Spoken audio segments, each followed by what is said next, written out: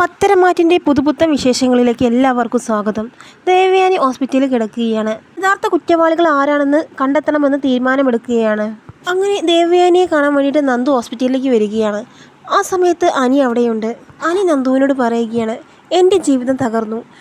എല്ലാവരും നിർബന്ധിച്ചത് കൊണ്ടാണ് ഞാൻ അനാമികയെ വിവാഹം കഴിച്ചത്. അതിപ്പോൾ തെറ്റായിരിക്കുകയാണ്. അവളും അവളുടെ അമ്മയും കൂടി എൻ്റെ ജീവിതം നരക തുല്യമാക്കി. വീട്ടിലാണെങ്കിൽ എപ്പോഴും പ്രശ്നങ്ങളാണ് എന്നൊക്കെ അനി പറയുമ്പോൾ, എനിക്ക് അതൊന്നും കേൾക്കേണ്ട. ഞാനിപ്പോൾ പുറത്തു പോലും ഇറങ്ങാറില്ല.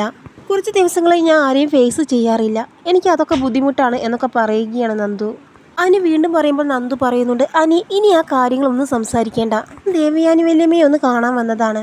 ആ സമയത്ത് അനി പറയുകയാണ്, അവിടെയും പ്രശ്നങ്ങൾ തന്നെയാണ്. ഞാനേടുത്തി കാച്ചി വെച്ച പാലാണ് വല്യമ്മ എടുത്ത് കുടിച്ചത്. എന്നിട്ടിപ്പോൾ എല്ലാവരും ഞാനേടുത്തിയാണ് കുറ്റക്കാരിയാക്കാൻ നോക്കുന്നത്. ICUവിൽ കിടക്കുന്ന വല്യമ്മയും അങ്ങനെ തന്നെയാണ് വിശ്വസിക്കുന്നത്. അവിടെയും കുറ്റം നിന്റെ ചേച്ചിമാർക്ക് തന്നെയാണ്. ഇത് പറയുമ്പോൾ നന്ദു ആണെങ്കിൽ വല്ലാതെ ആകുന്നുണ്ട്. നന്ദു വിഷമിച്ച് ഇങ്ങനെ തല താഴ്ത്തി നിൽക്കുകയാണ്. അങ്ങനെ നന്ദു ദേവയാനിയെ കാണാൻ വേണ്ടി പോവുകയാണ്. ദേവയാനിയുടെ അടുത്ത് നന്ദു ചെല്ലുമ്പോൾ തന്നെ ദേവയാനിക്കാണെങ്കിൽ വലിയ ദേഷ്യമാവുന്നുണ്ട്. ദേവയാനി വല്യമ്മ എന്നിങ്ങനെ നന്ദു വിളിക്കുകയാണ്. ആ സമയത്ത് ദേവയാനി നന്ദുവിനെ തന്നെ സൂക്ഷിച്ച് നോക്കുന്നുണ്ട്. ദേവയാനി ചോദിക്കുന്നുണ്ട്, എന്തിനാ നീ വന്നത്? ഞാൻ ചത്തോ എന്ന് അറിയാൻ വേണ്ടി വന്നതാണോ? വല്യമ്മ എന്താണ് ഇങ്ങനെയൊക്കെ പറയുന്നത്? വല്യമ്മയ്ക്ക് സുഖമില്ല എന്ന് അറിഞ്ഞിട്ട് വന്നതാണ് ഞാൻ.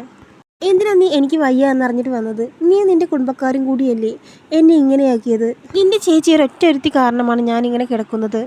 അവൾ പാലിൽ എന്ത് വിഷമാണ് കലക്കിയത് എന്നറിയില്ല. നിങ്ങളുടെ കുടുംബവുമായി എന്ന് ബന്ധം തുടങ്ങിയോ അന്നു മുതൽ എൻ്റെ കഷ്ടകാലം തുടങ്ങിയതാണ്. എൻ്റെ ചേച്ചി പറ്റിച്ച് മരുമകളായി അനന്തപുരി തറവാട്ടിലേക്ക് വന്നു. പിറകെ മറ്റുള്ളവരും. നീയും കയറിക്കൂടാൻ വേണ്ടി ശ്രമിച്ചവളല്ലേ?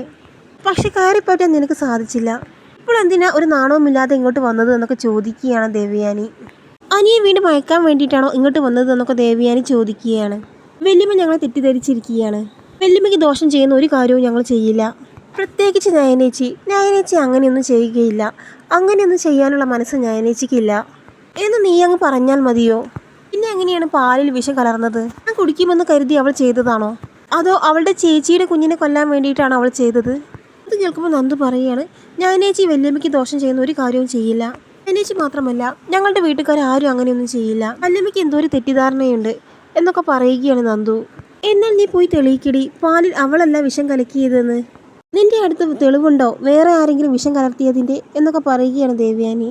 അത് കേൾക്കുമ്പോൾ നന്ദു പറയുകയാണ്, അതിനൊക്കെ തെളിവ് കിട്ടും വല്യമ്മേ. എന്നെങ്കിലും എല്ലാ സത്യങ്ങളും തെളിയും. അല്ലാതെ എല്ലാം എക്കാലം മൂടി വെക്കാനൊന്നും കഴിയില്ല. എന്നാൽ നീ തെളിയിക്ക്. അല്ലാതെ നീ നിന്റെ ചേച്ചിയും എൻ്റെ മുന്നിൽ നെളിഞ്ഞു നിൽക്കേണ്ട എന്നൊക്കെ പറയുകയാണ് ദേവയാനി. അങ്ങനെ നന്ദു അവിടെ നിന്ന് വളരെ വിഷമിച്ച് പോവുകയാണ്. ആ സമയത്ത് അനി പുറത്ത് നിൽക്കുന്നുണ്ട്. അപ്പോൾ അനി ചോദിക്കുകയാണ്, വല്യമ്മയുടെ വായിൽ നിന്ന് നല്ലോണം കേട്ട് കാണുമല്ലേ? കേട്ടു. ചേച്ചിയെ കുറ്റപ്പെടുത്തി പറഞ്ഞു ഒരുപാട്. പക്ഷെ നയനേച്ചി അങ്ങനെ ചെയ്യില്ല എന്ന് എനിക്ക് ആന്ത്രശേട്ടനെ, മുത്തശ്ശനെ, മുത്തശ്ശിക്ക് അങ്ങനെ എല്ലാവർക്കും അറിയാം. ബാക്കിയുള്ളവരൊക്കെ പറയുന്നത് നയനേച്ചിയാണ് ചെയ്തത് എന്നാണ്. എന്തായാലും ഇത് തെളിയിക്കണം അനി. ഇതെങ്ങനെ തെളിയിക്കാൻ പറ്റും നന്ദു എന്നൊക്കെ ചോദിക്കുകയാണ് അനി. അപ്പോൾ നന്ദു പറയുകയാണ്, എൻ്റെ ചേച്ചിമാരെ ബാധിക്കുന്ന പ്രശ്നമാണിത്, പ്രത്യേകിച്ച് നയനേച്ചിയെ. ശരിക്കും പറഞ്ഞാൽ വലിയൊരു കുറ്റമാണത്. അതുകൊണ്ട് തന്നെ അതിൻ്റെ സത്യാവസ്ഥ തെളിയിക്കണം. അനന്തപുരിയിൽ ആരാണ് ഇങ്ങനെ ചെയ്യുന്നതെന്ന് എന്തായാലും അറിയണം. ഇനിയും അവിടെയുള്ളവർക്ക് ജീവിക്കേണ്ടേ? ഇതുപോലെ ഇനിയും അനന്തപുരിയിൽ സംഭവിച്ചാലോ?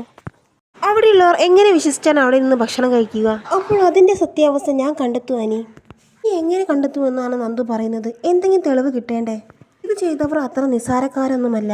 അപ്പോൾ നന്ദു പറയുകയാണ്, ഞാൻ തെളിയിച്ചോളാം. എനിക്ക് സൈബർ സെല്ലിൽ ചില ഫ്രണ്ട്സൊക്കെ ഉണ്ട്. അതുവഴിയൊക്കെ തിരഞ്ഞാൽ ആളെ കയ്യോടെ കിട്ടുമനി. കേട്ടിട്ട് നന്ദു, എന്തായാലും നമുക്ക് സത്യം തെളിയിക്കട്ടെ എന്ന് പ്രാർത്ഥിക്കാം എന്നൊക്കെ പറയുകയാണ് അനി. അതിനുശേഷം നന്ദു അവിടെ നിന്ന് ഇറങ്ങുകയാണ്. അങ്ങനെ നന്ദു സൈബർ സെല്ലിലുള്ള തൻ്റെ ഫ്രണ്ട്സിനെയൊക്കെ വിളിക്കുകയാണ്. അങ്ങനെ നന്ദു സംഭവിച്ച കാര്യങ്ങളെല്ലാം പറയുകയാണ്. എനിക്ക് എന്തായാലും സത്യം തെളിയിക്കണം. എൻ്റെ ചേച്ചി നിരപരാധിയാണ്. അതെനിക്ക് എല്ലാവരുടെ മുന്നിലും തെളിയിക്കണം. അപ്പോൾ അവർ പറയുന്നുണ്ട്, ഡീറ്റെയിൽസ് ഒക്കെ താ, ഞങ്ങൾ ചെക്ക് ചെയ്യാം എന്നൊക്കെ പറയുന്നുണ്ട്. അങ്ങനെ അനാമികയുടെ അമ്മയുടെയും അച്ഛൻ്റെയും അബിയുടെയും ജലജയുടെയും അങ്ങനെ എല്ലാ നമ്പറും കൊടുക്കുന്നുണ്ട് നന്ദു. അവർ ആരെയൊക്കെ കോണ്ടാക്ട് ചെയ്തു, എന്തൊക്കെ കാര്യങ്ങളെല്ലാം സെർച്ച് ചെയ്തു എന്നൊക്കെ നോക്കാൻ പറയുകയാണ് നന്ദു. അപ്പോൾ അവർ പറയുന്നുണ്ട്, ഇതെല്ലാം ഞങ്ങൾ ചെക്ക് ചെയ്ത് തരാം, കുറച്ച് സമയമെടുക്കും, എങ്കിലും കാര്യങ്ങളെല്ലാം ഞങ്ങൾ തീർച്ചയായും അറിയിക്കാം എന്നൊക്കെ പറയുന്നുണ്ട്. അങ്ങനെ ഇവരുടെ എല്ലാം ഫോൺ നമ്പറും ടവറും ലൊക്കേഷനും എല്ലാം കൊടുക്കുകയാണ് നന്ദു.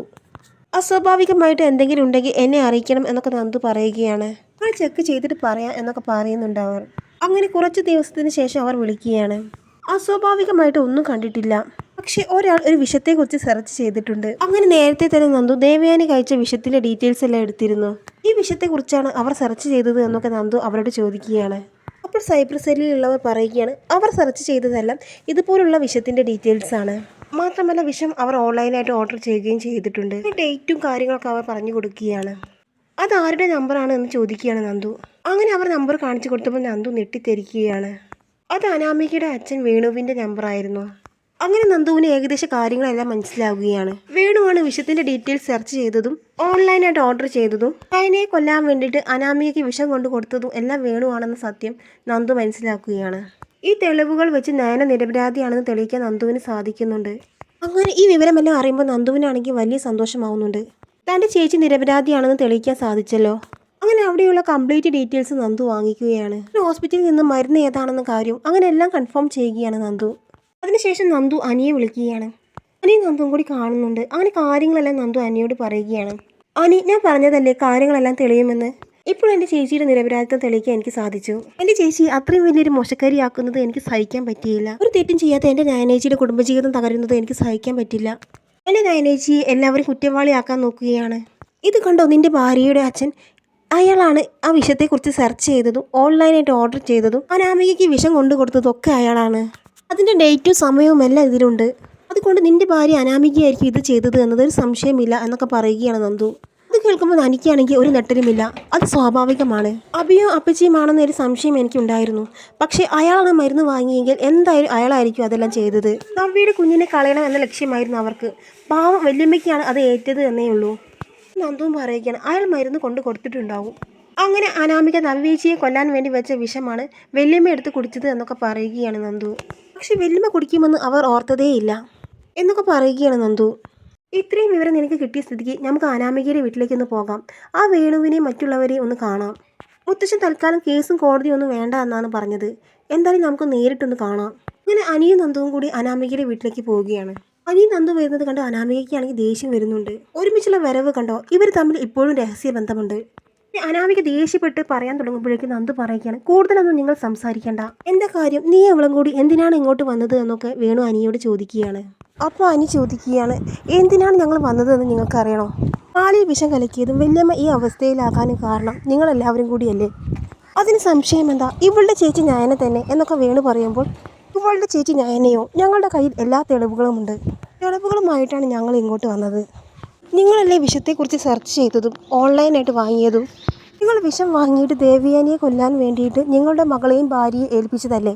ആ സമയത്ത് നന്ദു പറയുകയാണ് മുത്തശ്ശൻ കേസൊന്നും വേണ്ട എന്ന് പറഞ്ഞത് കൊണ്ട് മാത്രമാണ് ഞങ്ങൾ അടങ്ങി നിൽക്കുന്നത്. ഇനി ഇതുപോലെ നയനേച്ചിക്കെതിരായി നിങ്ങൾ എന്തെങ്കിലും പ്രവർത്തിച്ചാൽ ഈ തെളിവുകളെല്ലാം ഞങ്ങൾ കാണിച്ചു കൊടുക്കും. അതോടുകൂടി നീ നിൻ്റെ അച്ഛനും അമ്മയും അഴിക്കുള്ളിലാകും എന്നൊക്കെ പറയുകയാണ് നന്ദു. അങ്ങനെ അനാമികയ്ക്ക് അവസാനമായി ഒരു വാണിംഗ് കൊടുക്കുകയാണ് നന്ദു.